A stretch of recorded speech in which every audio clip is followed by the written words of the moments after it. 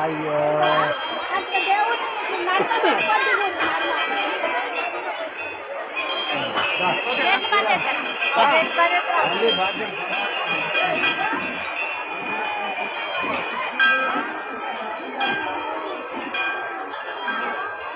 సమ్మక్క తల్లి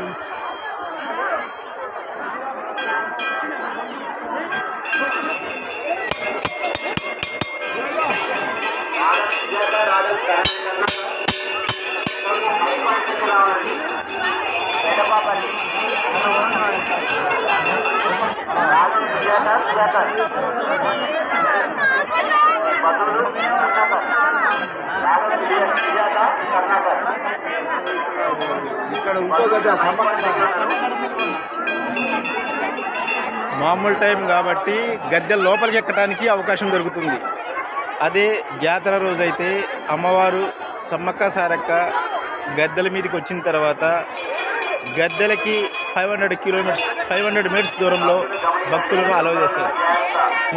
గద్దెలు ముట్టుకోవడానికి కూడా అవకాశం లేని సందర్భం ఉంటుంది. కానీ అమ్మవారు రావడానికి ఇంకా వారం రోజుల టైం ఉన్నందున మనం గద్దె లోపలికి వెళ్ళి గద్దెల ముట్టుకొని దండం పెట్టుకొని మొక్కునే అవకాశం ఇప్పుడు కలుగుతుంది. అందుకే ఈ సమయంలో మనం రావడం జరిగింది. గమనించాలి. ఆరాధ్య, తమన్ రాజ్, జ్యోతిరాజ్ వెళ్దాం. అమ్మవారి గద్దెను ముట్టుకొని దండం పెట్టుకున్నాం.